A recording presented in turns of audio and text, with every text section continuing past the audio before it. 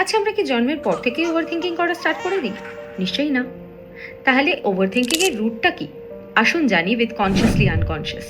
Welcome to our series the psychology of overthinking, and this is chapter 3, the roots of over thinking.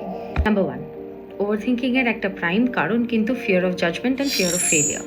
আমাকে নিয়ে অন্যরা কে কী ভাবলো, কীভাবে react করলো, এই নিয়ে ভয় পাওয়াকে বলে ফিয়ার অফ জাজমেন্ট।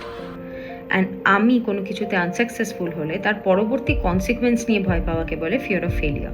আমাদের কিন্তু মাথায় রাখতে হবে যে ফিয়ার অফ ফেলিয়ার মানে শুধুমাত্র পরীক্ষায় ফেল হওয়ার ভয় নয়।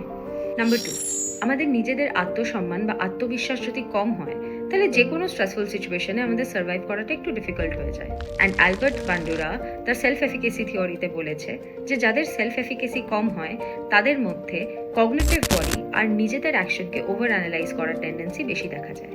থার্ডলি আসছে ল্যাক অফ ইমোশনাল রেগুলেশন। বিভিন্ন কারণের জন্য অনেক মানুষের পক্ষেই নিজের ইমোশনকে বোঝা, রেগুলেট করা, ম্যানেজ করাটা অনেক সময় কঠিন হয়ে পড়ে। তার পেছনে অনেক কারণ থাকতে পারে। যেমন ধরুন, একটি বাচ্চাকে ছোটবেলায় কাঁদলে এটা শেখানো হচ্ছে যে কাঁদছিস কেন, লোকে কি ভাববে। তো তার মনে হতে লাগলো কান্নাটা হয়তো একটা বাজে কাজ বা কান্নাকাটি করাটা হয়তো সোশ্যালি আনঅ্যাকসেপ্টেবল। এই কারণগুলোর জন্যই নিজের ইমোশন এবং আনরিজলভ কনফ্লিক্টগুলোকে সে সাপ্রেস করতে শুরু করে দেয় এবং পরবর্তীকালে নিজের ইমোশন রেগুলেট করতে প্রবলেম আসতেই পারে।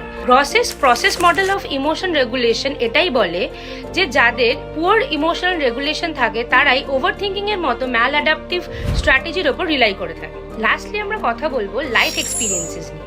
চাইল্ডহুড এক্সপিরিয়েন্সেসই হোক কিংবা প্যারেন্টিং স্টাইল কিংবা রিলেশনশিপ ট্রমা, এই সব কিছুই কিন্তু আপনার মধ্যে self doubt, fear of abandonment তৈরি করতেই পারে। আর এইগুলোই কিন্তু তৈরি করতে পারে ওভার থিঙ্কিং এর মতো সমস্যা। But do you know overthinking slowly destroys you? কথা হবে নেক্সট চ্যাপ্টারে।